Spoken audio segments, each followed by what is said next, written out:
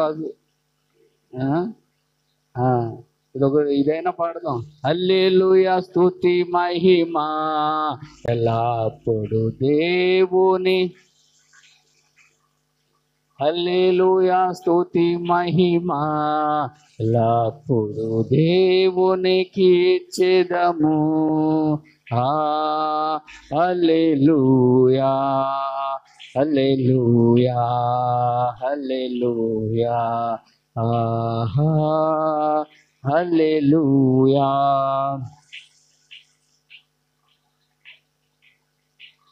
హల్లెలూయా స్తుతి మహిమా ఎల్లప్పుడు దేవునికి ఇచ్చెదము. హల్లెలూయా స్తుతి మహిమా ఎల్లప్పుడు దేవునికి ఇచ్చెదము. హల్లెలూయా. ఎప్పుడైతే దేవుణ్ణి మనం మహిమపరచుతామో అప్పుడు దేవుడి కార్యాలు నా జీవితాల్లో జరుగుతాయి. ఎప్పుడు వచ్చి ఏదో చెప్పకపోతే నీ జీవితంలో మేలులు ఏం పొందుకోలేము. దేవుడి సన్నిధిలో మనం మేలు పొందుకోవాలంటే దేవుణ్ణి మనం మహిమపరచాలి. వచ్చి ఏం చేయాలా? కాముగా కూర్చుంటాకి రాదు. ఇక్కడ నువ్వు దేవుణ్ణి ఆరాధించడానికి, ఘనపరచడానికి, మహిమపరచడానికి మనము ఇక్కడికి వచ్చామన్నమాట. ఖాళీగా కూర్చుంటాను బోల్డ్ చోట్లు ఉంటాయి, పార్కులు ఏమండి, రకరకాల పరిస్థితులు ఉంటాయి. కానీ ఆరాధించుకునే స్థలం మాత్రం మందిరంలోనే ఉంటుంది. హల్లెలూయా. నువ్వు పార్కుల్లో గట్టి కేకలేసి ఆరాధిస్తున్నావు అనుకో, అక్కడ ఉన్న వాళ్ళు నేను ఏం చేస్తారు? ఏవయ్యా నీకు ఏమైనా పిచ్చి పట్టిందా, గట్టిగా మాట్లాడుతున్నావు, వెళ్ళి చర్చికి వెళ్ళిపో అంటారు. దేవుని స్తోత్రం. కాబట్టి చర్చిలోనే మనం ఆరాధించగలం. హల్లెలూయా. కాబట్టి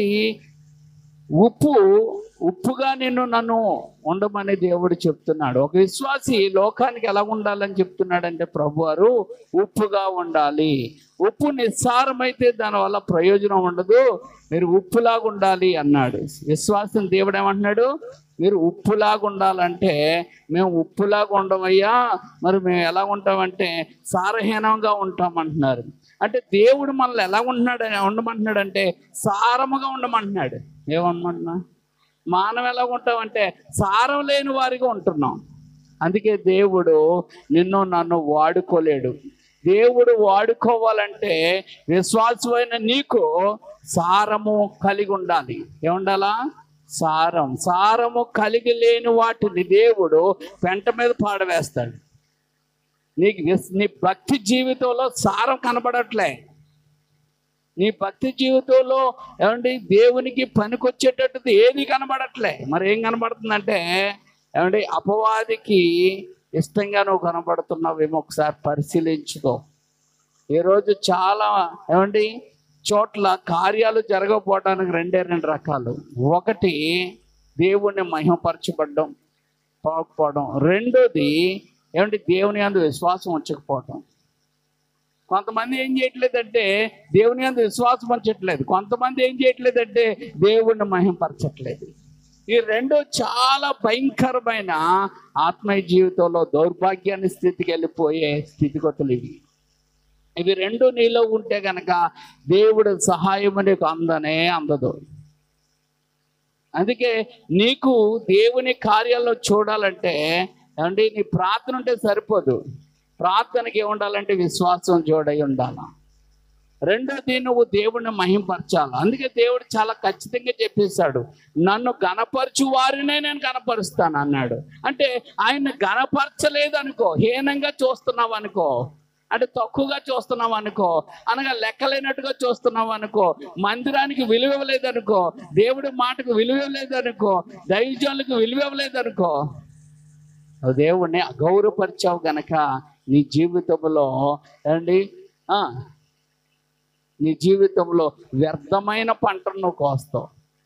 ఏమండి ఏంటి వ్యర్థమైన వాటిని నువ్వు కోసే పెట్టుకుంటావు. అందుకే మత్తయి సువార్త 5:13 ఉప్పు నిస్సారమైపోతే మీరు లోకానికి ఎలా ఉండాలని నేను కోరుకుంటున్నానంటే ఉప్పులాగా ఉండాలని కోరుకుంటున్నాను. కానీ ఉప్పు నిస్సారమైతే అది దేనివల్ల సారం పొందుతుంది? అది బయట పారవేయాల, మనుషులు తొక్కేయడానికి, కానీ మరి దేనికి పనికిరాదు అన్నాడు. అందుకే సారమైన ఉప్పులాగా ఉండాలి కానీ నిస్సారమైన ఉప్పులాగా నువ్వు ఉండకూడదు. నిస్సారమైన క్రైస్తవుడిగా ఉండకూడదు. దిగజారు క్రైస్తవురాలుగా నువ్వు బ్రతకూడదు. విశ్వాసం లేని క్రైస్తవుడిగా నువ్వు బ్రతకూడదు. ఒక ఆయన ఉన్నాడు, ఆయన 500 కిలోల వెయిట్ని లేపేశాడండి. ఎంత చెప్పాలా? 500 కిలోలు లేపేశాడు. లేపగలరా ఎవరైనా? 500 అంటే ఏంటనుకుంటున్నారు? ఒక అర టన్ను బరువులు లేపేశాడంటే ఎవరన్నా అవుతుందా? ఆయన లేపాడు. అందరూ అది వరల్డ్ రికార్డ్ అనమాట. ఆయనకి 400 కేజీలు ఒక ఆయన లేపితేనే అదే గొప్ప అనుకున్నారు. ఇప్పుడు ఈయన ఎంత లేపేశాడు? 500 వరల్డ్ రికార్డ్ అయిపోయింది. ఆయన్ని అందరూ ఇంటర్వ్యూ చేయడానికి వచ్చి, ఏమండి 500 కేజీలు ఎలా లేపగలిగారంటే ఆయన అన్నాడు, నా మనసులో ఒకటి ఊహించుకుంటున్నాను అన్నాడు. ఏంటి ఊహించుకున్నారు అంటే, నా కుమారుడు కారు కింద పడిపోయాడు. ఇప్పుడు నా కుమారుడు నేను బ్రతికించుకోవాలి. అందుకోసం నేను ఏం చేస్తానంటే ఇది కారు ఎత్తాలా. నా కుమారుడు కారు కింద ఉన్నాడు. నేను కారు ఎత్తకపోతే నా కుమారుడు చచ్చిపోతాడు. కాబట్టి నేనేం చేయాలా? కారు ఎత్తాలా అనేది మైండ్లో పెట్టుకున్నాడట. ఇంకే విషయాలు ఆయన మైండ్లో లేవట. ఒకటి ఏంటంటే, నా కుమారుడు కారు కింద ఉన్నాడు, నేను కారు ఎత్తకపోతే నా కుమారుడు చచ్చిపోతాడు. ఇదే మాట అతను బ్రెయిన్లో ఉంటే అతనికి తెలియకుండానే ఆయనలో ఒక విధమైన బలాన్ని ఇవ్వగలిగిన ఒక రసం ఆయనలో ఊరిందని మైండ్ ఇచ్చిందంట. మైండ్ చెప్పిందంట ఊరు అని.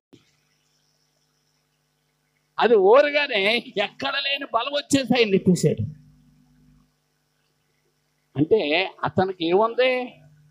నా కుమారుడు చచ్చిపోతున్నాడు, నేను లేపాలి ఎలాగైనా అని ఎట్టుకున్న ఆ విశ్వాసము, ఆ నమ్మకము అతనిలో అతనికి తెలియని బలాన్ని విడుదల చేయడానికి కావలసిన ఆ ద్రవాన్ని ఊరింపజేసిందంట. ఆటోమేటిక్గా ఎత్తగలిగాడు. ఇప్పుడు హల్లెలూయా.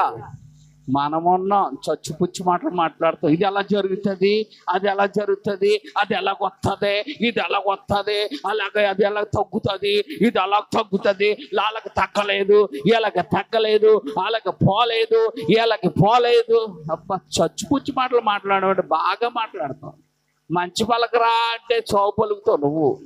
దేవుడు అంటున్నాడు విశ్వాసముతో మాట్లాడు అంటే, ఏబేలు విశ్వాసంతో మాట్లాడుతున్నాడు. చచ్చిపోయి కూడా ఏబేలు విశ్వాసంతో మాట్లాడుతుంటే ఈరోజు క్రైస్తవులు బతుకున్నాం అనుకుంటూ చచ్చిపుచ్చి మాటలు మాట్లాడుతున్నారు. ఎందుకు జరగదు? ఒక వ్యక్తే తన కుమారుడు కింద పడిపోయాడని ఎత్తగలిగితే నీకున్నది ఎవరో నాకున్నది ఎవరో తెలుసా? సృష్టికర్త అయిన దేవుడు. హల్లెలూయా. మరి ఆ దేవుడు నీకు సాయం చేయడా? ఆ దేవుడితో కార్యాలు చేయవా? కానీ నీ నమ్మే మాటలు ఎలా ఉంటాయంటే, నువ్వు మాట్లాడే మాటలు ఒకటి, నువ్వు చేసే పనులు ఒకటి. ఎస్తరాని గారు ఎంత బాగా నిద్ర వచ్చేస్తుంది ఇక్కడ. దేవునికి స్తోత్రం. హల్లెలూయా. అంటే నువ్వు మాట్లాడే మాటలు ఒకటి, నువ్వు చేసే పనులు ఒకటి. అంటే విశ్వాసం ఉన్నదనుకుంటూనే అవిశ్వాసంలో బతుకుతున్నావు. దేవుణ్ణి మహింపరుస్తున్నానంటూనే దేవుణ్ణి అగౌరవపరుస్తున్నావు. నీ కార్యాలు జరగడం అసంభవం. అందుకే దేవునికి విశ్వాసం లేకుండా దేవునికి ఇష్టలై ఉండుట అసాధ్యం. దేవుణ్ణి మహిమపరచకుండా దేవుని ఇచ్చు కార్యాలు చూద్దామంటాం అసాధ్యం. జరగవు. నీ ఇంట్లో అసలు కూటం జరిగి ఎన్ని రోజులు అయిందో ఒక్కసారి అర్థం చేసుకో. ఏనాడైనా దేవుడిని గణపరిచే కూటం నీ ఇంట్లో జరిగిందా? ఎంతకాలం వస్తున్నావు చర్చికి? ఇంట్లో ఏమండి దేవుణ్ణి మహింపరిచావా? మాకు ఒకరు ఉండేవారు, మా చెల్లి, ఏది జరిగినా ఎవరి నుంచొని ఇదిగో ఈ కార్యం దేవుడు చేసేసాడు, దేవుని స్తోత్రం. ఏనాడు కూడా ఇంట్లో ఏమి లేదు, దేవుణ్ణి గణపరిచే అనుభవం క్రియల్లో కనబడుతుంది. రూత్ గారే ఎట్టుకోవాలా?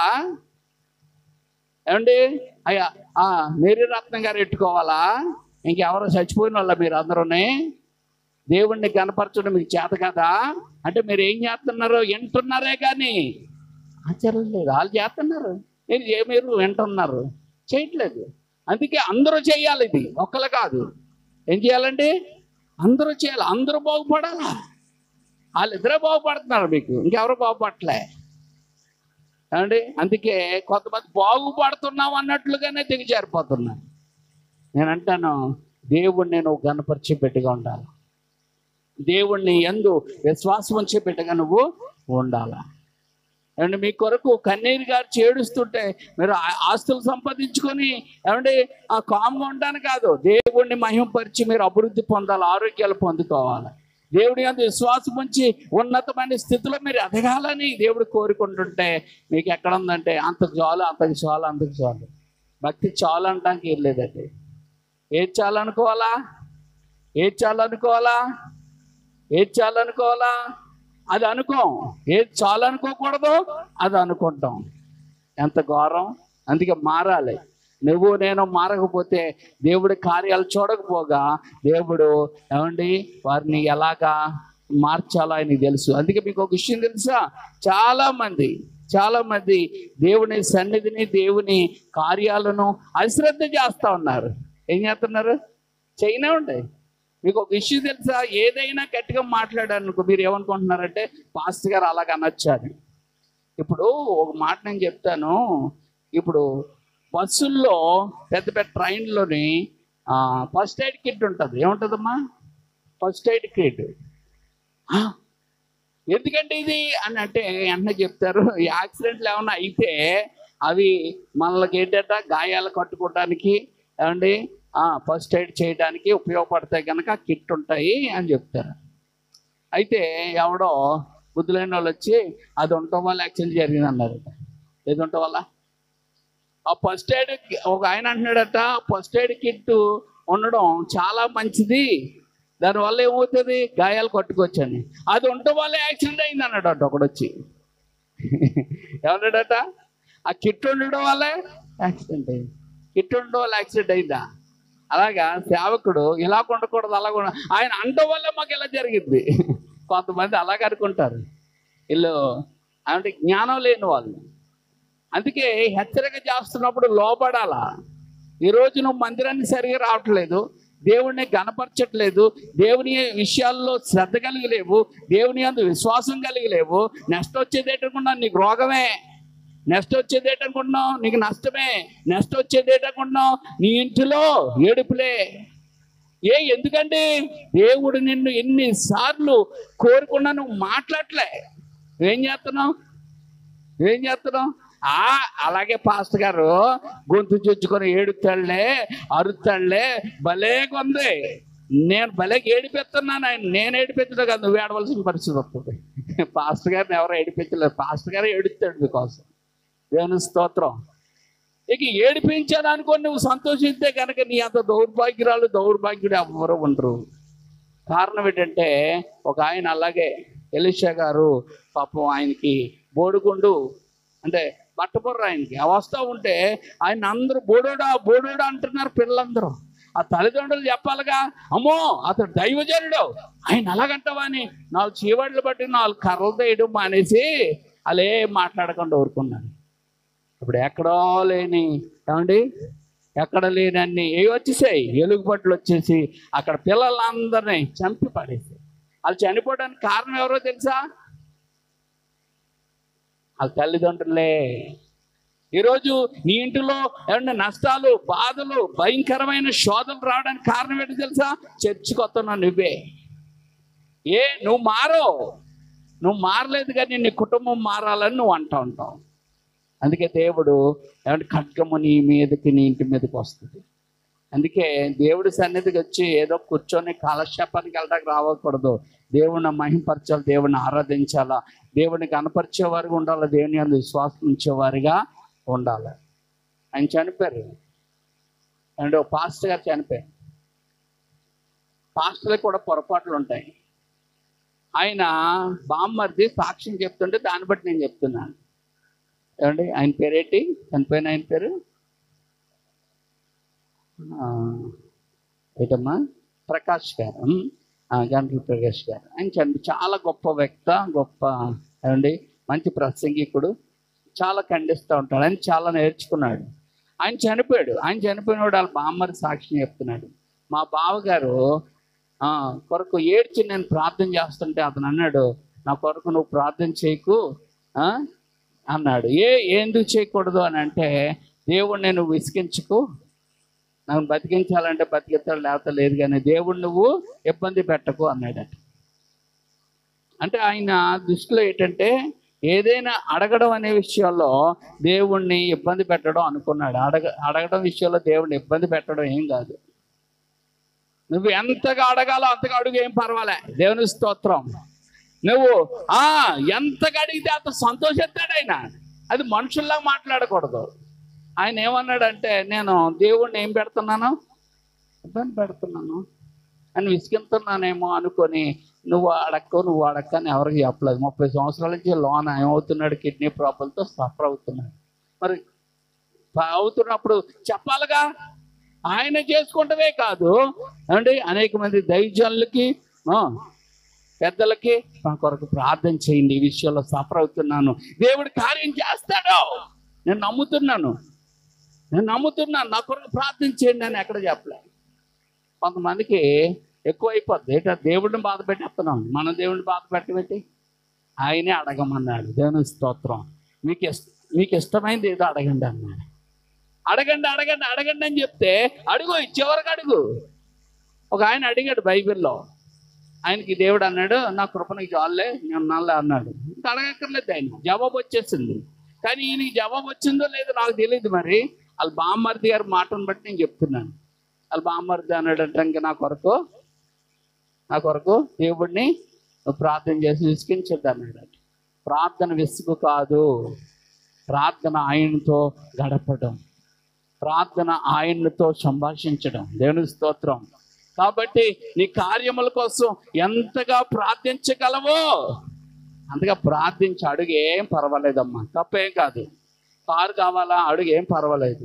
కానీ చెప్పులు లేకుండా కారు అడగకు, నువ్వు చెప్పులు అడుగు. దేవుని స్తోత్రం. నీకు కావాల్సింది ఏంటి, ముందు ఏది అవసరం అడుగు. వాళ్ళని చూస్తుంది అడక్కో, నీకు ఏది అవసరమో అది అడుగు. హల్లెలూయా అండి. కాబట్టి అన్నీ తెలుసు కదండి. దేవుడు పక్షులు పోషిస్తున్న దేవుడు మమ్మల్ని పోషించడం అన్నది అడగమన్నాడు ఆయన. ఏమంటే ఇప్పుడు అడవిలో ఉన్నాం, నిన్ను పోషించడం ఏంటో ఆయనకి తెలుసు. తీసుకొచ్చి పండు పొలం వేస్తాడు. ఇప్పుడు నీకు అన్నీ బాగున్నాయి ఏమండి. కాబట్టి దేవుడిని నువ్వేం చేయాలా, ఆయన మీద ఆధారపడాలేనో అనేమో ఆయన కోరుకుంటుంటే, నువ్వు అంటావు నీ మీద నేను ఆధారపడవసరం లేదంటావు. ఆయన మీద ఆధారపడవలసింది లేకపోతే నువ్వు ఫలితాలు పొందుకోవాలి. చిన్నోడైనా పెద్దోడైనా ఎంతటి గొప్పోడైనా. అందుకే ఏమండి ఈరోజు ఏమంటే దేవుడు కార్యాలు చేయలేడా అని అనుకుంటే ఆయన చేయగలడు. ఆయన చేయగలడు. ఏం చేయగలడంటే మన ఊహకు మించిన కార్యాలు ఆయన చేయగలడు. దేవుని స్తోత్రం. హల్లెలూయా. అందుకే చూడండి, ఉప్పు నిస్సారం అయిపోతే సమాధానం ఉండదు. నీలో ఉప్పు సారం లేదనుకో అమ్మా, నీలో ఏం లేదు, ఉప్పు అనేది సారం లేదనుకో, నువ్వేమవుతావు తెలుసా? ఎవరికి నీకేముండదంటే శాంతి ఉండదు, సమాధానం ఉండదు. నీకు శాంతి ఉండదు, సమాధానం. ఇదేంటంటే అలాగన్నారు అంటే, నువ్వు సారం ఉన్నప్పుడు నీలో శాంతి సమాధానం ఉంటుంది. నీలో సారం ఏమైపోయింది, పోయింది. ఇప్పుడు సారం పోయిన తర్వాత నీలో ఏముండదు ఏమంటే, శాంతి ఉండదు, సమాధానం ఉండదు. మార్క్స్ వార్త 9వ అధ్యాయం 50వ వచనం. మార్క్స్ వార్త 9వ అధ్యాయము 50వ వచనంలో ఆ మాట ఉంటుంది. ఉప్పు మంచిదే కానీ ఉప్పు నిస్సారమైన ఎడల దేనివల్ల మీరు దానికి సారం కలుగు చేస్తారు అన్నాడు. కాబట్టి మీలో మీరు ఉప్పు సారం కలిగి ఉంటే సమాధానం ఉంటుంది. మీలో ఉప్పు సారం లేదనుకో మీకు ఏముండదంటే సమాధానం ఉండదు. ఉప్పు సారం లేకపోతే ఏముండదు, సమాధానం ఉంటుందంట. అందుకే ఉప్పు సారం ఉంటేనే ఒకరితో ఒకరికి మనకి ఏముంటుంది, సమాధానం. అంటే ఇప్పుడు ఒకరితో ఒకరికి మనకు సమాధానం ఉండట్లేదు అంటే మనలో ఏమైపోయింది, ఆటోమేటిక్ ఉప్పు సారం పోయిందన్నమాట. ఉప్పు సారం పోయింది. అందుకే ఏమండి ఉప్పు ఏం చేస్తుందంటే సమాధానము కలుగు చేస్తుంది. సారం లేని ఉప్పు ఏం చేస్తుందంటే అసమాధానమును కలుగు చేస్తుంది. రెండో పాయింట్ ఏంటంటే 9వ పాయింట్ అనుకోండి ఏమండి, ఈ ఉప్పు నిస్సారం అయిపోవడం వల్ల ఏమండి ఎందుకు పనికిరాదు. ఈ ఉప్పు నిస్సారం అయిపోవడం వల్ల ఒకటి కోల్పోతుంది. అదేంటంటే పవిత్రతను కోల్పోతుంది. ఉప్పు నిస్సారం అయితే ఏమవుతుందండి? పవిత్రతను కోల్పోతాం. ఒక విశ్వాసి దేవుని సారం లేకపోతే, ఉప్పు అంటే దేవుడి శక్తి అన్నమాట ఏమండి, దేవుని సారము ఒక విశ్వాసలో లేకపోతే ఆ విశ్వాసి అపవిత్రుడిగా మారిపోతాడు. ఎలా మారిపోతాడమ్మా? అపవిత్రుడిగా మారిపోతారట. అందుకే మనలో సమాధానం ఉండాలంటే, మనలో పవిత్రత ఉండాలంటే మనము దేవుని శక్తిని పొందుకునే వారిగా ఉండాలి. అంటే దేవుని గుణము కలిగిన వారిగా మనము ఉండాలి. మూడోది అండి, లోకాన్ని మార్చలేము మనం. అంటే ఎవరిని కూడా ప్రభు దగ్గరికి మనం నడిపించలేమన్నమాట. ఎందుకు నడిపించలేమంటే మనం ఎలాగున్నాం? సారం లేని మనుషులుగా ఉన్నాం. మత్తయి సువార్త 5:13 అండి. మత్తయి సువార్త 5:13 ఏముంది అమ్మా?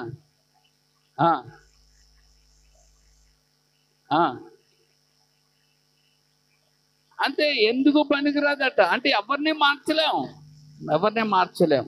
ఈరోజు చాలా మంది యేసు ప్రభు బిడ్డలుగా ఉన్నవారు ఉన్నారు. వారు ఎవరిని పిలిచినా వారు ప్రభు దగ్గర రారు. ఎందుకు రారంటే వారు ఎలాగున్నారు? సారము లేని మనుషులుగా ఉన్నారన్నమాట. దేవుని స్తోత్రం. అందుకే వారు ఎవరికి నోటితో చెప్పకపోవడం మంచిది. ఎందుకంటే వారు చెప్తే ప్రభు ఏమవుతాడంటే దూషించబడతాడు. అందుకే బైబిల్లో ఉంది, మిమ్మల్ని బట్టే కదా అన్యజనుల మధ్య నా నామము. అందుకే మారాలి. ఎలాంటి వాళ్ళందరూ ఏమవ్వాలా? మారాలి. ఎలా మారాలంటే ఉప్పు సారము కలిగిన వారిగా మారాలని దేవుడు కోరుకుంటున్నాడు అనమాట. దేవుని స్తోత్రం. అందుకే చూడండి, మత్తయి సువార్తలోనే వీళ్ళు ఏమవుతారంటే ఉప్పు సారం లేని వాళ్ళు మనుషుల చేత తొక్కపడతారట. ఏమవుతారు? మనుషుల చేత తొక్కపడతారట. మనుషుల చేత తొక్కపడటం అంటే ఏంటి? మనుషుల చేత చెప్పబడతారు. దేవుడిని నమ్ముకున్న వాళ్ళు అలా ఉండకూడదయ్యా, దేవుడిని నమ్ముకున్న వాళ్ళు ఇలా మాట్లాడకూడదయ్యా, దేవుడిని నమ్ముకున్న వాళ్ళు ఇలా మోసం చేయకూడదయ్యా, దేవుడిని నమ్ముకున్న వాళ్ళు ఇలా జీవించకూడదయ్యా అని తొక్కుతారట. ఎవరు తొక్కుతారు తెలుసా? అన్యులు తొక్కుతారట. మనుషులు అంటే అన్యజనులు. ఈ అన్యజనులు ఎవరిని తొక్కుతారట? నువ్వు దేవుడిని నమ్మేసుకున్నానని నిన్ను తొక్కుతారట.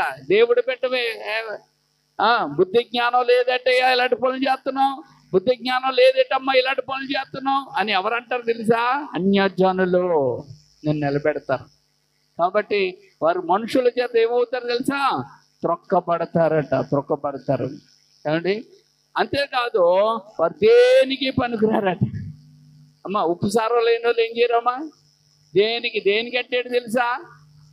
ఇటు దేవుడికి పనికిరారు, రెండోది మనుషులకు కూడా పనికిరారట. దేవుడికి పనికిరారు, మనుషులకి పనికిరారు. కానీ యేసు ప్రభువారు ఏమయ్యారు తెలుసా?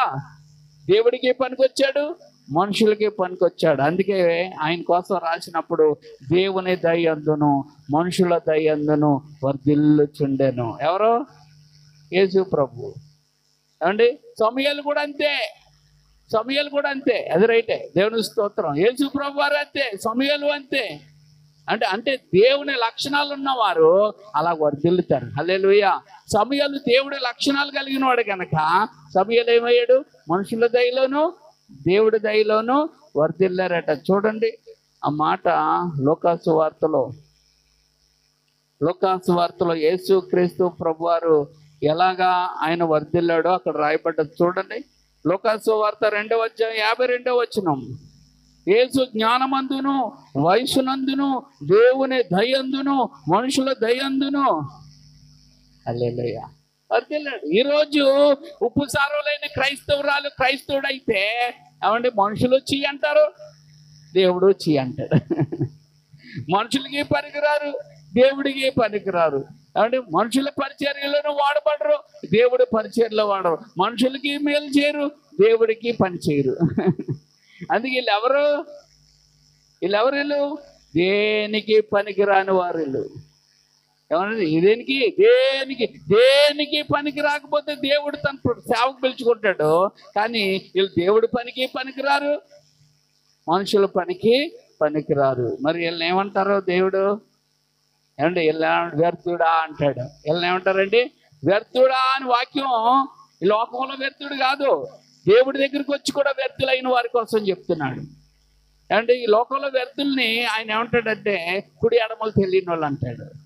కానీ యేసు ప్రభువులోకి వచ్చి ఇటు దేవుడికి విలువివ్వకుండా, ఇటు తల్లిదండ్రులకి విలువివ్వకుండా, ఇటు దేవుడికి విలువివ్వకుండా, ఇటు మనుషులకి విలువివ్వకుండా, ఏమంటే ఇటు దేవుడికి భారంగా ఇటు మనుషులకి భారంగా ఉన్న వాళ్ళు ఎవరో తెలుసా? వ్యర్థులు. ఏంటి వీళ్ళు ఎవరు? వ్యర్థుడా. అంటే దేవుడు ఎలాంటి వాళ్ళని ఏమంటాడో తెలుసా మీకు? చూడండి, యెషయా గ్రంథంలో ఎలాంటి వారిని దేవుడు కటువుగా మాట్లాడతాడు అంటే చాలా కటువుగా మాట్లాడతాడు అన్నమాట.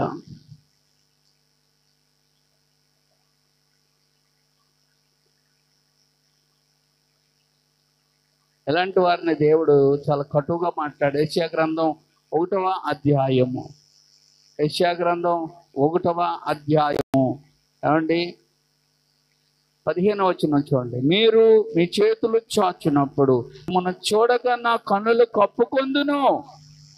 మీరు బహుగా ప్రార్థన చేసిన నేను వినను. మీ చేతులు రక్తంతో నిండి ఉన్నాయి. మిమ్మల్ని కడుగుకొనుడి, శుద్ధి చేసుకోండి. మీ దుష్క్రియల్లా కనబడకుండా వాటిని తొలగించుకోండి. కీడు చేయడానికి మానేయండి. మేలు చేయడం నేర్చుకోండి అంటున్నాడు. దేవుని స్తోత్రం. హల్లెలూయా, హల్లెలూయా. అలాగ నేర్చుకోకపోతే నేను అలాగే ఉంటానండి, నేను అలాగే బ్రతుకుతానండి అని అంటే 28వ వచనం, అతిక్రమము చేయువారును పాపులు నిశ్శేషముగా నాశనమవుతారు. యెహోవాను విసర్జించువారు. అది దేవుణ్ణి పట్టుకుని ఉండాలి, కానీ యెహోవాని ఆయన్ని విడిచిపెట్టి ఆయనకి ఇష్టం లేని కార్యాల్లో నువ్వు ఉంటే కనుక మీరు ఏమవుతారంటే లయం అవుతారు అని వాక్యం చెప్తుంది అన్నమాట. దేవుని స్తోత్రం. హల్లెలూయా, హల్లెలూయా. ఏమండి అందుకే అక్కడ అంటాడు యెషయా గ్రంథం 3వ అధ్యాయము 11వ వచనంలో, దుష్టులకు శ్రమ, వారి క్రియలు ఫలము వారికి కలుగునన్నాడు. దుష్టులు అంటే దెయ్యం కాదు అక్కడ, అంటే సైతానికి ఇష్టకరంగా పనిచేసే వాళ్ళకి శ్రమ వస్తుంది. వారు ఆ పనులు చేయటం బట్టి ఆ క్రియల ఫలమే వారికి ఏం కలుగుతుంది? వారు పొందుకుంటారు అని వాక్యం చెప్తుంది. అందుకే మరొక చోట అంటాడు, అసలు నా సన్నిధికి రమ్మన్నవాడు ఎవడు మిమ్మల్ని అంటాడు. రమ్మన్నది యేసు ప్రభువే కదా. మరి రమ్మన్నది నిన్నెవడు రమ్మన్నాడు అని ఎందుకు అంటున్నాడంటే, వచ్చాడు కానీ బ్రతుకు మార్చుకోవట్లేదు, వచ్చాడు కానీ జీవితం మార్చుకోవట్లేదు, వచ్చాడు కానీ దేవునికి అనుకూలంగా మారట్లేదు. మరి అలా మారుతున్నాడంటే దేవుడిని అవమానపరిచేవాడుగా, హేళన చేసేవారుగా, ఏమంటే హాస్యాస్పదంగా ఉంటున్నారు. నేను చెప్తున్నాను, మీరు జాగ్రత్తగా లేకపోతే మీ ఇంట్లో యాక్సిడెంట్లు జరుగుతాయి. ఏంటంటే ఏ యాక్సిడెంట్లు? ఈ కాదు, రోడ్ల మీద తిరిగే యాక్సిడెంట్లు కాదు, అంటే మీ ఇంట్లో కుదుపులు మొదలవుతాయి. యాక్సిడెంట్ ఏంటి తెలుసా? ప్రమాదము. యాక్సిడెంట్ ఏంటండి? ప్రమాదం. మీ కుటుంబాల్లో ప్రమాదాలు మీరు చూడవలసిన పరిస్థితి వస్తుంది. ఎందుకు అంటే మీరు దేవుని యందు విశ్వాసం లేదు, దేవుని మహిమపరచడము లేదు. అందుకే మనం దేవుడి యందు విశ్వాసం ఉంచాలా. ఒక వ్యాధి వచ్చిందా విశ్వాసం ఉంచు, ఒక సమస్య వచ్చిందా దేవుడి దగ్గర పెట్టి విశ్వాసం ఉంచు, ఒక బాధ వచ్చిందా దేవుడి దగ్గర విశ్వాసం పెట్టి ప్రార్థన చేయి, ఒక సమస్య వచ్చిందా దాన్ని దేవుడి దగ్గర పెట్టి విశ్వాసంతో ప్రార్థన చేయి. దేవుడు ఏం చేస్తాడు? ప్రార్థనలకు జవాబులు ఇస్తాడు. విశ్వాసహితమైన ప్రార్థన ఆ రోగిని స్వస్థపరుస్తుంది. విశ్వాసహితమైన ప్రార్థన ఏమండి అద్భుతాలను మన జీవితాల్లో జరిగిస్తుంది. హల్లెలూయా, హల్లెలూయా. అది అందుకే అండి ఈ ఉప్పు సారం లేని వాళ్ళు ఎంత ప్రార్థన చేసినా ఏం చేసినా ఎన్నో ఉపవాసాలు ఉన్నా వీళ్ళు మనుషులకి పనికిరారు, దేవుడికి పనికిరారు. దేవుడికి పనికిరారు, మనుషులకి పనికిరారు. కొంతమంది ఉంటారు దేవుడికి పనికొస్తారు, ఒకవేళ మనుషులకి పనికి రాకుండా ఉన్నట్టు కనబడతారు, కానీ పనికొచ్చే వాళ్ళు. దేవుడికి పనికొచ్చే వాళ్ళు అంటే మనుషులు ఖచ్చితంగా పనికొస్తారు, కానీ వాళ్ళు ఎవరైనా అలాగ అన్నారంటే వాళ్ళకి తెలియక అంటున్నారు అని లెక్క. కానీ దేవుడికే పనికిరాని వాళ్ళు మనుషులకు పనికొస్తారా? పనికిరారు. ఎందుకంటే దేవుడే ఎలాంటి వారినైనా వాళ్ళు బాగు చేయాలనుకుంటాడు, ఎలాంటి వారినైనా నిలబెట్టాలనుకుంటాడు, ఎలాంటి వారినైనా హెచ్చించాలనుకుంటాడు, ఎలాంటి వారినైనా తన సాక్షులు నిలబెట్టుకోవాలనుకుంటాడు. ఇంకా అలాగంటే వాటి దగ్గరే మీరు డమ్కి చేస్తూ ఉంటే, మోసం చేస్తూ ఉంటే, ఎగతాళి చేస్తూ ఉంటే, ఏమండి ఇష్టానుసారమైన జీవితం జీవిస్తుంటే మనకు టైం వచ్చినప్పుడు మనం రక్షించేవారు ఎవరు కూడా ఉండరు అనేది జ్ఞాపకం చేసుకోండి. అందుకే చూడండి, ఆరో పాయింట్గా ఏంటి, ఐదో పాయింట్ ఏంటంటే ఈ ఉప్పు సారం లేని వారు దేనికి పనికిరాదు. ఆరో పాయింట్గా శుద్ధీకరణ జరగదు. వీళ్ళకి ఏం జరగదు? వీళ్ళ పాపములు కడగపడవు. వీళ్ళ పాపాలు కడగపడవు. దేవుళ్ళకి వచ్చావు, బాప్తిసం తీసుకున్నావు, కానీ నేను లోకానుసరమైన బిడ్డగా జీవించడం వల్ల నువ్వు మళ్ళీ ఇంకేమవట్లేదు, పశ్చాత్తాపం, మారు మనసు, ఒప్పుకోలు నీకు లేకపోవడం వల్ల నీలో ఏం కలగట్లేదు, శుద్ధీకరణ లేదు. ఏమండి, స్నానం చేసే బాగానే ఉంది, బుర్రలో వెళ్ళి ఆ బురదలో ఈ బురదలో అన్ని బురదలో తొక్కేసి దొరిలేసావు. కాబట్టి నువ్వు పశ్చాత్తాపడకపోతే నీకేం జరగదు, శుద్ధీకరణ అనేది జరగదు. ఏమండి 14 7వ పాయింట్ ఏంటంటే నువ్వు అర్పణలో వాడబడవు. ఉప్పు దేంట్లో వాడబడుతుందమ్మా? ఉప్పు దేంట్లో వాడబడుతుందమ్మా? ఆ కూరలో. కానీ ఈ దేవుడు చెప్తున్న ఈ ఉప్పు, కూరలో ఉప్పు కాదు, దేవుడు చెప్తున్న నువ్వు ఉప్పుగా ఉండాలనే తత్వం అనేది ఎందులో వాడబడతావు అంటే ఉంటే దేవుడి చిత్తంలో వాడబడతావు. ఆ ఉప్పు గుణం నీలో లేకపోతే నువ్వు దేవుని చిత్తాన్ని నువ్వు నెరవేర్చలేవు. యేసు ప్రభుని ఏమండి కొడుతూ ఉంటే కొరడ దెబ్బలు అన్నీ కొట్టి నిన్ను నేను ఇడిపించగలను కదా అంటున్నాడు ఎవరో, పిలాతు. అప్పుడు యేసు ప్రభు ఏమన్నారు? ఇడిపించి అన్నారా? మరి ఏమన్నారు? నువ్వు రాజువేనా అన్నాడు పిలాతు. అంటే నువ్వు అన్నట్టే అన్నాడు. అంటే ఏమని ఒప్పుకున్నాడు? రాజు అని ఒప్పుకున్నాడు. ఏమండి, కాబట్టి నిన్ను విడిపించగలను అనగానే నువ్వు విడిపించగలవు అన్నాడా? అనలేదు. మరి ఏం చేశాడు? మౌనంగా ఉన్నాడు. కారణం ఏంటి తెలుసా? ఇడిపించబడ్డానికి కాదు ఆయన రాలే. ఆయన ఏదో ఇడిపిస్తాడని అక్కడ రాలే. అక్కడ ఎందుకు వచ్చాడు తెలుసా? మరణం అవ్వడానికే వచ్చాడు. అక్కడికి ఎందుకు వచ్చాడండి? అందుకే అతడు ఎలాగున్నాడు తెలుసా? గొర్రె కసాయోడి దగ్గర తల తెచ్చుకున్నట్టుగా ఆయన ఎలాగున్నాడంటే మౌనంగా తల వంచి ఆయన ఉన్నాడు. ఎందుకో తెలుసా? ఆ సిలువ అంటే తండ్రి చిత్తాన్ని నెరవేర్చడానికి. నీ జీవితంలో, నా జీవితంలో, మన జీవితంలో ఎన్నో శోధనలు వస్తూ ఉంటాయి, ఎన్నో రకాల. కొంతమంది పడుతున్న వాళ్ళని ఇంకా పడుతూ ఉంటారు, ఓర్చుకుంటున్న వాళ్ళు ఇంకా రెచ్చగొడుతూ ఉంటారు, సహించుకుంటున్న వాళ్ళు ఇంకా రెచ్చగొడుతూ ఉంటారు, ఇంకా పడుతూ ఉంటారు, ఇంకా ఏడిపిస్తూ ఉంటారు, ఇంకా మోపుతూ ఉంటారు, ఇంకా రకరకాల ఇబ్బంది పెట్టడానికి చూస్తూ ఉంటారు. నేను అంటాను, ఎన్ని ఇబ్బందులు పెట్టినాను ఓర్చుకో. ఏంటండి ఓర్చుకోలేకపోతే ఓర్చుకో. అప్పుడు దేవుడు ఏం చేస్తాడంటే ఆ ఇబ్బందులు పెట్టిన వాళ్ళ సంగతి ఆయన చూసుకుంటాడు. నువ్వు ఓర్చుకోవాలా, నువ్వేం చేయాలా? సహించాలా, ఓర్చుకోవాలా. ఒకవేళ ఆ ఇబ్బంది పెట్టిన వాళ్ళని నీకు అండగా నిలబెడతాను. నేను స్తోత్రం. మీరు అనుకుంటారు ఆ ఇబ్బంది పెట్టిన నాశనం అవడం, నీ పక్షాన నీ అండగా నిలబడతాను. నేను స్తోత్రం. హల్లెలూయా.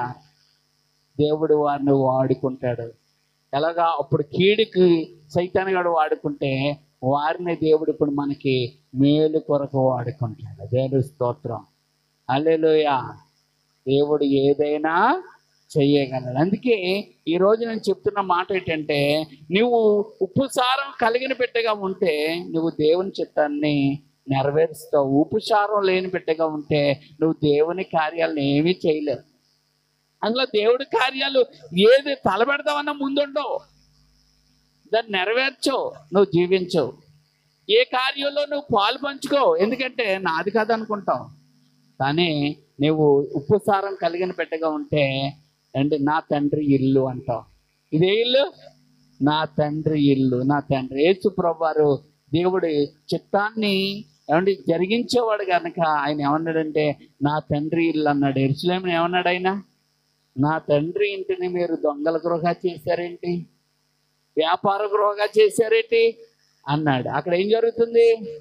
మోసం జరుగుతుంది, వ్యాపారం జరుగుతుంది, రకరకాలైన పద్ధతులు అన్నీ అక్కడ జరుగుతున్నాయి. కానీ మందిరంలో అలా జరగకూడదుగా. అందుకే వారి మీద దేవుడు యేసుక్రీస్తు ప్రభువారు ఏం పడ్డారంటే కోప్పడ్డాడు. కోప్పడమే కాదు, ఒక్కొక్కల చర్మం ఒలిచేశాడు. అందుకే మిమ్మల్ని కొట్టేవాడు, మిమ్మల్ని హెచ్చరిక చేసేవాళ్ళు, మిమ్మల్ని ఖండించే వాళ్ళు మంచివాళ్ళు. ఎందుకు అలా చేశాడంటే మళ్ళీ సార్ అలాగా వాళ్ళు చేయకూడదని. ఏమండి, అందుకే నీతిమంతులు నన్ను కొట్టుట నాకు తైలాభిషేకం అంటే అది దేవుని స్తోత్రం. ఈరోజు వెళ్ళి నూనె వేసేసుకుని వస్తాం, అదిగా తైలాభిషేకం. నీలో మార్పు రావడం అనేదే తైలాభిషేకం. నీతిమంతులు గద్దించినప్పుడు, హెచ్చరిక చేసినప్పుడు, బుద్ధి చెప్పినప్పుడు నీలో మార్పు వస్తుంది, అది తైలాభిషేకం. నీ కోపం వచ్చి తిరుగుబాటు చేస్తావే, అది తైలాభిషేకం కదమ్మా, అది నీ పతనానికి నాంది. అందుకే చాలా జాగ్రత్తగా ఉండాలి. దేవుని స్తోత్రం. హల్లెలూయా, హల్లెలూయా. అందుకే దేవుడికి మనం ఏమి ఇవ్వాలంటే, ఏమంటే విలువ ఇవ్వాలా. దేవుడికి ఏమి ఇవ్వాలా? విలువ ఇచ్చినప్పుడు దేవుడు మన భాషలో విలువిస్తే ఆయన మనకు విలువిస్తాడు. ఆయన గౌరవిస్తే మళ్ళీ నన్ను గౌరవులను పెడతాడు. ఆయన మహింపరిస్తే మళ్ళీ మహింపరుస్తాడు. ఆయనను గణపరిస్తే మళ్ళీ గణపరుస్తాడు. అంతే కదమ్మా, ఎవరైనా మనం కూడా అంతే కదా. ఎవరికైనా విలువ ఇచ్చామనుకో వాళ్ళు ఏమిస్తారు, మనకి విలువిస్తారు. వాళ్ళకి విలువ ఇవ్వట్లేదు అనుకో, మనకు వాళ్ళు ఏం చేయరు, విలువ. అందుకే మన మాట బాగుంటే ఊరు బాగుంటుంది అంటూ ఉంటారు. నువ్వు చక్కగా పలకరించావు అనుకో, నిన్ను కూడా వాళ్ళు చక్కగా పలకరిస్తారు. నువ్వు చక్కగా పలకరించలేదు అనుకో, నిన్ను కూడా వాళ్ళు చక్కగా పలకరించి. నువ్వు సహాయం చేస్తావు అనుకో, నీకు కూడా సహాయం చేస్తారు. ఈ లోకంలో తీరు. కానీ దేవుడు ఏమంటే నువ్వేదో సహాయం ఆయనకి చేయకర్లేదు, కానీ నువ్వు ఆయన దేవుడు నిన్ను నన్ను పుట్టించాడు. తల్లి గర్భములో మనల్ని ఏం చేశాడు? నిర్మించిన వాడు, మనల్ని బ్రతికిస్తున్నవాడు, మనకు ఆహారం ఇస్తున్నవాడు, మనకి ఆయుష్ ఇస్తా ఉన్నవాడు, మనకు ఆరోగ్యం ఇస్తా ఉన్నవాడు. నీ ఆరోగ్యం ఒక్కసారి పాడైతే నీ పరిస్థితి ఎలా ఉంటుందో ఒకసారి చూసుకో. కాబట్టి ఆయన ఆరోగ్యం ఇస్తున్నాడు, అన్ని చేస్తున్నందుకు ఆయనకు మనం ఏం చేయాలా? ఘనపరచాలి, ఆయన్ని స్తుతించాలి, ఆయన ఆరాధించాలి. హల్లెలూయా, హల్లెలూయా. అందుకే మనం ఆయన్ని ఎలాగ ఉండాలండి? ఆరాధించే బిడ్డలుగా ఉండాలి. ఎలా ఉండాలా? ఆరాధించే బిడ్డలుగా ఉండాలి. మరి ఈరోజు ఎలాగుంటున్నారు? ఆరాధించే బిడ్డలుగా ఉండమంటే మరి మనం ఎలాగుంటున్నాం? ఏమండి, మనం ఎలాగుంటున్నాం? ఆరాధిస్తున్నామా అంటే నోటితో కాదు, హృదయంలోంచి మనం ఆరాధించాలా. ఏం చేయాలా? హృదయంలో నుండి మనం ఆరాధించాలి. నోటితో అందరూ ఆరాధిస్తారు. బాలసుబ్రహ్మణ్యం కూడా ఎన్నో పాటలు పాడాడు నోటితోనే, కానీ హృదయంలో లేదు అది. అందుకే దేవుణ్ణి ఆరాధించేవారు ఆత్మతో సత్యముతో అన్నాడు. ఏమన్నాడమ్మా? ఎవరి ఆత్మ, ఎవరి సత్యం? మీకు ఎప్పుడైనా బైబిల్ చదువుతున్నప్పుడు ఆత్మ అన్న దగ్గర పెద్ద ఆ రాసి ఉందనుకోండి, పెద్ద ఆ రాసి ఉందనుకోండి, పెద్ద ఆ రాసి ఉందంటే అది దేవుని ఆత్మ అని అర్థం. చిన్న ఆలు రాసి ఉన్నాయనుకోండి, అది మన ఆత్మ అని అర్థం. దేవుని స్తోత్రం. హల్లెలూయా. పెద్ద లెటరింగ్లో ప్రభు అని రాసి ఉందని అనుకోండి, అది దేవుని గురించిన మాట. అందులో చిన్న లెటర్గా ప్రభు అని ఉందనుకో, అది రాజుని గురించిన మాట. అదే రాజులను కూడా ఏమంటారు? ప్రభు అంటారు కదా. అందుకని ప్రభు ఉన్నంత మాత్రాన అన్ని దేవుడు కాదు, ఆత్మ అని ఉన్నంత మాత్రాన అన్ని దేవుడు ఆత్మ కాదు. అందుకే ఆత్మ అంటే మన ఆత్మ కూడా ఉందన్నమాట. అక్కడ ఎవరు రాశారంటే, అక్కడ చూడండి, యోహాను సువార్త 4వ అధ్యాయము. అక్కడ సమరయ స్త్రీతో యేసు ప్రభువారు మాట్లాడుతూ చెప్పిన మాట అన్నమాట. సమరయ స్త్రీతో చూడండి, యోహాను సువార్త 4వ అధ్యాయం 24వ వచనం.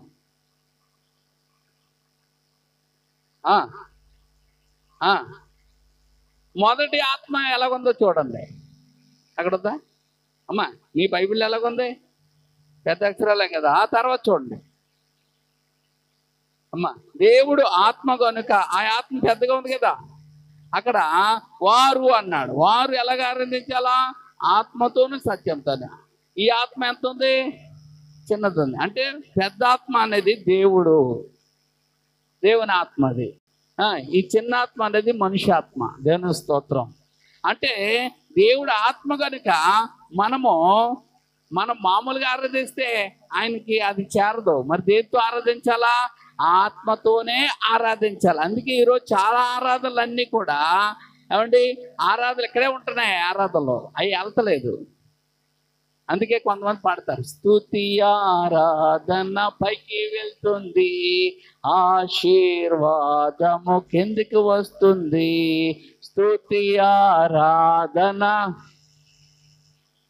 ఆశీర్వాదము కిందికి వస్తుంది. స్తుతి ఆరాధన వెళ్తుంది. ఏ ఆరాధన? నోటితో స్తుతి స్తుతి స్తుతి హల్లెలూయా అది కాదు. లోన్ నుంచి వచ్చిందే నీకు బలం. నీకు ఒక విషయం తెలుసా? బయట ఉన్న అవయవాలు బలంగా కనపడతాయి కానీ లోనున్న అవయవాలు బలహీనంగా కనపడతాయి కానీ చాలా బలమైనవి. అర్థమవుతుందా మీకు? లోన్ అవయవాలు బలహీనంగా కనబడతాయి కానీ చాలా బలమైనవి. బయటికి ఇవి చాలా బలంగా కనబడతాయి కానీ ఇవి బలహీనమైనవి. ఆ లోన్ ఏదైనా ఒకటి జరిగిందంటే ఇవేమీ ఇక పనిచేయవు. అర్థమవుతుందా? ఒక పాస్టమ్ గారు ఏమండి కిడ్నీలు పాడైపోయి చనిపోయారు. కిడ్నీ పాడైపోతే మొత్తం చచ్చిపోవాలా? చెయ్యి చచ్చిపోవాలా? కళ్ళు చచ్చిపోవాలా? ముక్కు చచ్చిపోవాలా? నోరు చచ్చిపోవాలా? చెవులు చచ్చిపోవాలా? ఒకటేగా చచ్చిపోయింది. ఉన్నాయని ఎందుకు చచ్చిపోవాలా? సార్లో అందుకే మీకు చేయిపోయినా పర్లేదు. మీకు ఈ ఏళ్ళు ఉన్నాయి కదా, ఈ ఏళ్ళలో 2-3 పోయినా పర్లేదు. మీకు ఏమవుతుంది? బతికే ఉంటారు. కానీ లోన పోగానే ఇవన్నీ కూడా వ్యర్థమైపోయి చూడండి. హార్ట్ అటాక్ అంటారు. ఆ గుండె పనిచేయడం పోయింది. గుండె పనిచేయడం పోయింది. ఒకటేగా పోయింది. ఒకటే కదా. ఊపిరితిత్తులు ఉన్నాయి కదా, లివర్ ఉంది కదా, ఉన్నాయి, అన్నీ బాగున్నాయి కదా, కళ్ళు ఉన్నాయి కదా, అన్నీ బాగున్నాయి కదా. మరి లోన్ ఉన్నాయి. అదే చేయిపోయింది. ఇక్కడికి ఉన్నాయన్నీ బాగున్నాయా? కాలు పోయింది. ఉన్నాయి బాగున్నాయా? ఏళ్ళు పోయాయి. ఉన్నాయి బాగున్నాయా? జుట్టు పోయింది. బాగున్నాయా? ఏదో పోయినా పర్వాలేదు ఎండర్లో, కానీ లోన ఒకటి పోయింది అనగానే చూడండి మొత్తం దేహం అంతా చచ్చిపడిపోయింది. అంటే ఎంత డేంజరు. అందుకే ఏమండి దేవునితో మనం వెళ్ళినప్పుడు లోన ఉన్నాయన్నీ కూడా యాక్టివేషన్ అయిపోతాయంట. దేవుని స్తోత్రం. అందుకే దేవుడు ఆత్మ. ఏమంటే లోన మనకు ఆత్మ ఎక్కడుంది? ఎక్కడుంది ఎవరికి తెలియదు. కానీ ఆత్మతో నువ్వు నింపుకోగలి, ఆరాధనతో నింపుకోగలిగితే, సత్యంతో నింపుకోగలిగితే, అంటే ఆత్మ ఆరాధన సత్యం ఉండాలా. ఏముండాలా? మనలో ఏముండాలంటే సత్యం ఉండాలా. ఎందుకంటే దేవుడు ఎవరై ఉన్నారు? సత్యవంతుడు. మనము నమ్ముకున్న మనము కూడా సత్యముతో ఆత్మతో మనం ఆరాధించగలిగితే ఆ ఆరాధన దేవుడికి సింహాసనం వేయగలుగుతుందట. దేవుని స్తోత్రం. ఇప్పుడు ఆరాధన అంటే మొత్తం మార్చేసారమ్మా. పెద్ద పెద్ద డీజే సౌండ్లు, పెద్ద పెద్ద బాక్సులు, పెద్ద పెద్ద అరుపులు, కేకలు, ఏలలో. అది ఎక్కడ ఆరాధన? అది ఆరాధన తెలుసా? ఐగుప్తు ఆరాధన. ఏ ఆరాధన? ఐగుప్తులు ఆరాధించారు చూసారా? ఏది ఎద్దునెట్టుకొని ఆ ఆరాధన. మరి ఈ ఆరాధన ఏముంటుంది తెలుసా? ఆనందం ఉంటుంది, సంతోషం ఉంటుంది. ఏమంటే తిరగచ్చా? ఓపచ్చా? ఊపు. ఏమండి నాకు సంతోషం వచ్చింది, ఎగరచ్చా? ఎగురు. కానీ అల్లరిగా కాదు, వాళ్ళని చూసినట్టు కాదు. నీకు కలుగుతున్న దాన్ని ఎక్స్ప్రెషన్ చేసుకో, పర్వాలేదు. దేవుని స్తోత్రం. ఏమండి డ్యాన్స్ అంటే ఏంటి తెలుసా? వాళ్ళు ఎలా ఎగురుతున్నారో అలా ఎగురుదాం. వాళ్ళు ఎలా చేస్తున్నారో అలా చేద్దాం. వీళ్ళు ఎలా చేస్తున్నారో అలా చేద్దాం. అంటే నువ్వేం చేస్తున్నావు? నేర్చుకుంటున్నావు వాళ్ళ దగ్గర. ఏంటి నేర్చుకుంటున్నావు? డ్యాన్స్ కాదు. నీళ్ళు ఇప్పుడు పొయ్యి మీద అంటే నీళ్ళు పెట్టేశారండి, మంట పెడుతున్నారు. ఆ మంట ఎక్కువ అయ్యా నీళ్ళు పొంగుతుంటే డేక్స్ ఏమవుతుంది? లైట్గా కదులుతూ ఉంటుంది. ఎలా కదలాలో అది చూసి నేర్చుకుంటుందా? పడితే అలా కదులుతుంది. నీవు నీ హృదయంలో ఎంజాయ్ వస్తే ఎలా గడితే ఎలా చేతులు ఆడిస్తావు, కాళ్ళు కదుపుతావు, నీ ఇష్టం. అది తప్పన్నా నేను. కానీ వాళ్ళని చూసి గంతులేస్తున్నానే అది తప్పంట. దేవుని స్తోత్రం. హల్లెలూయా. ఆనందం వచ్చినప్పుడు నాట్యం చేస్తారండి. ఏరా ఆ నాట్యం ఎలా ఉండాలో తెలుసా? నీ హృదయంలోంచి వచ్చినట్టుగా ఉండాలి. దావీదుకి నాట్యం ఎక్కడి నుంచి వచ్చింది? హృదయంలోంచి వచ్చింది. అందుకే ఎవరిని పట్టించుకోలేదు. దేవుని స్తోత్రం. హల్లెలూయా. దాన్ని చూసి మేకలు హీ అని పల్లెకి జటకారం ఏలకోలం చేసింది. మేకలు గొడ్రాలు అయిపోయింది, బిడ్డలు లేకుండా అయిపోయింది. ఏమంటే అలాంటి విషయాల్లో మనం ఎప్పుడు కూడా ఎగతాళిగా ఉండడానికి వెళ్ళలేదు. అందుకే ఆనందం వచ్చినప్పుడు ఆనందం, సంతోషం అది ఎలాగో అంటే హృదయపూర్వకంగా ఆరాధించాలా. ఏం చేయాలండి? హృదయపూర్వకంగా దేవుడిని ఏం చేయాలా? ఆరాధించేవారిగా ఉండాలా. దేవుని స్తోత్రం. మేలు చేయక నేను ఉండలేను, ఆరాధించుకొని నేను ఉండలేను అనే పాట ఒక ఆయన రాసుకున్నాడు అండి. అది అనుభవించు రాసుకున్నప్పుడు ఆ పాట అతనికే కాదు అనేకులకి వెళ్ళిపోయింది అది. హల్లెలూయా. ఒక ఆయన ఉన్నాడు, ఆయన ఏమండి వాళ్ళ నాన్నగారు పాస్టర్ గారు ఎలా పడితే అలా తిరిగి ప్రభుని యాక్సెప్ట్ చేయలేదు ఏమండి. ఆ రోడ్ల మీద అక్కడ ఇక్కడ అన్ని చోట్ల ఉంటూ అలాగుండి ఆయనకి అవమానం తెచ్చాడు వాళ్ళ నాన్నగారికి. కానీ వాళ్ళ నాన్నగారు ఒకటే ప్రార్థన చేయడం మొదలాడు, ఎలాగైనా నా కుమారుని మార్చాలి ప్రభా, నీ సన్నిధిలో వాడు వాడబడాలి ప్రభా, నీ సన్ను నిలబడాలి ప్రభా, నీ కొరకు వాడబడాలి ప్రభా అని ఓ కన్నీటితో ప్రార్థన చేస్తుంటే అందరు నవ్వుతున్నారట. ఎవరు నవ్వుతున్నారు తెలుసా? సంఘస్థులే. ఆడెక్కడ మారుతాడా? ఆడు మారే ఛాన్సే డబ్బు భలే తీర్పులు తీర్చేస్తారు మన వాళ్ళు. కానీ దేవుడికి అసాధ్యమైనది ఏది లేదని మీరు మర్చిపోవద్దు. హల్లెలూయా. చర్చికి వస్తున్న వాళ్ళే చాలా విషయాల్లో ఇది ఎలా జరుగుతుంది, అది ఎలా జరుగుతుంది, అది ఎలాగొస్తుంది, ఇది ఎలాగొస్తుంది, అది ఎలాగా మాయమవుతుంది. లోన్ చూస్తేనంటే క్యాన్సర్ కట్టండి ఎలా మాయమవుతుంది, ఎలా మాయమవుతుంది. మనుషులకు అసాధ్యమే కానీ దేవునికి అసాధ్యమైనది ఉండదు. దేవుని స్తోత్రం. అలాగుంటే ప్రార్థన చేస్తుంటే ప్రార్థన తన కుమారుణ్ణి మార్చేసింది. శ్మశానాల్లో కూర్చున్న కుమారుణ్ణి ఇప్పుడు ఎక్కడ కూర్చున్నట్టు చేసింది తెలుసా? దేవుని మందిరంలో కూర్చునేటట్టు చేసింది. హల్లెలూయా. అప్పుడే ఆ కుమారుడు రాసుకున్న పాట ఇది. నీ సన్నిధానములో సంపూర్ణ సంతోషం, ఆరాధించుకునే విలువైన అవకాశం. నీ సన్నిధానములో ఆరాధించుకునే విలువైన అవకాశం. బాగా కోల్పోయినవన్నీ నాకు ఇచ్చుటకును. ఎన్నో కోల్పోయానయ్యా, బ్రతికించుటకును కోల్పోయినవన్నీ, బాధల నుండి బ్రతికించుటకును నీవే రాకపోతే నేనేమైపోదునో, నీవే రాకపోతే నేనేమైపోదును. నేనుండాలేనయ్యా, నే బ్రతుకాలేనయ్యా, నేనుండాలేనయ్యా, నీవే లేకుండా నేనుండాలేనయ్యా, నీ తోడే లేకుండా. అందరూ చెప్తాం, నీవే లేకుండా నేనుండాలేనయ్యా, నీ తోడే లేకుండా. రాజాని సన్నిధిలోనే ఉంటానయ్యా మనసారా. అందరూ చెప్తాం, రాజాని సన్నిధిలోనే మన ఆత్మతో సత్యముతో ఆయన ఆరాధించే వారికి ఉండాలా. ఒంటరి పోరు నన్ను విసిగించిన మనుషులెల్లరూ నన్ను తప్పు పట్టిన. నువ్వెందుకు పనికిరావురా, నువ్వేది చేయలేవు, అది చేయలేవు, నువ్వు బ్రతుకు బారదు, నువ్వు పనికిరావు అంటారు. కానీ నువ్వు దేవుని పాదాలు పెట్టుకోగలిగితే, ఒంటరి వాడే 1000 మంది అన్నావు, నేనున్నానులే భయపడకు. ఎస్, ఒంటరి వాడే. స్తోత్రం.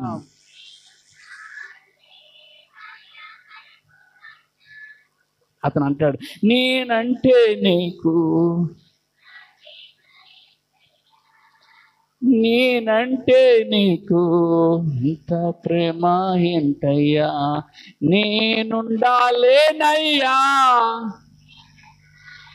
అవును ప్రభు, ఎన్నాళ్ళు నాయన ఈ లోకంలో ఇష్టం వచ్చినట్టుగా ఎలా పడితే అలా బ్రతికాను, ఇక నువ్వు లేకుండా నేను ఉండలేనని ఆ భక్తుడు అంటా ఉన్నాడు హృదయపూర్వకంగా. అవును బాబు, నువ్వు లేకుండా మేము ఉండలేవు నాయన, నీవే లేకుండా నేనుండాలేనయ్యా, నేనుండాలేనయ్యా రాజా, ఉంటానయ్యా మనసారా ఆరాధిస్తూ రాజా నీ సన్నిధిలోనే మనసారా ఆరాధిస్తూ ఊపిరాగే వరకు నీతోనే జీవిస్తా, ఏ దారిలో నడిచినా నీ వెంటే నడిచొస్తా, ఊపిరాగే వరకు. ప్రభా, ఇక నుంచి నా ఊపిరాగే వరకు నేను విడిచిపెట్టను అంటున్నాడు. మరి నీ వాగ్దానం ఎలాగుంది? విశ్వానికి కర్త నీవే నా గమ్యము, నీ బాటలో నడుచుట. విశ్వానికి కర్త అయినా నీవే నా గమ్యము, నీ బాటలో నడుచుట. నిన్ను మించిన దేవుడే లేడయ్యా, నిన్ను మించిన దేవుడే లేడయ్యా, నేనుండాలేనయ్యా, నిజంగా నేనుండాలేనయ్యా, నీ బ్రతుకాలేనయ్యా, నీవే లేకుండా. ఈరోజు ఎంతో మంది హఠాత్తుగా చచ్చిపోతున్నారు. గుండె ఆగిపోయిందని, కిడ్నీలు పాడైపోయాయని, లివర్ పాడైపోయిందని, ఇలా సున్నితమైన అవయవాలు పాడైపోయాయని మనుషులు వారి ప్రాణాలు వదిలేస్తా ఉన్నారు. ఈరోజు నీవు నేను బ్రతికావంటే డబ్బుండి కాదు, ధనముండి కాదు, బలముండి కాదు, వైద్యం ఉందని కాదు, దేవుని కృప, దేవుని కృప.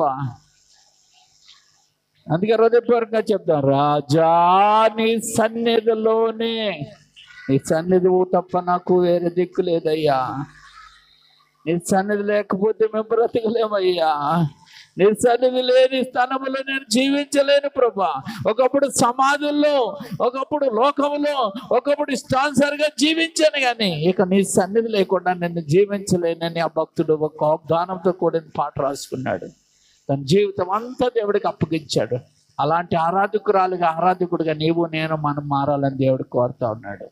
ఈరోజు ఉప్పు లేని దానిగా, ఉప్పు లేని వాడుగా, సారం లేని బిడ్డగా నువ్వు ఉంటే గనక ఈరోజు వాక్యమని ఉప్పు చేత నువ్వు శక్తిమంతురాలుగా మార్చబడాలా, పరిశుద్ధాత్మ అగ్ని చేత నువ్వు రగిలించబడాలా. అందుకే వాక్యం చెప్తుంది, నా మాట అగ్ని వంటిది కాదా, నా మాట అగ్ని వంటిది కాదా అని చెప్తుంది. అందుకే ఈరోజు ఏమంటే వాక్యము నిన్ను సారవంతురాలుగా, సారవంతమైన వాడిగా చేయగలదు. అలాగే దేవుని ఆత్మ నిన్ను సారవంతురాలుగా, సారవంతమైన బిడ్డగా నిన్ను మార్చగలదు. కాబట్టి అంత గొప్ప శక్తి కలిగిన వాక్యానికి పరిశుద్ధాత్మ దేవుడికి మనం లోబడదాం, మనం దిద్దుకుందాం, మనం సరి చేసుకుందాం.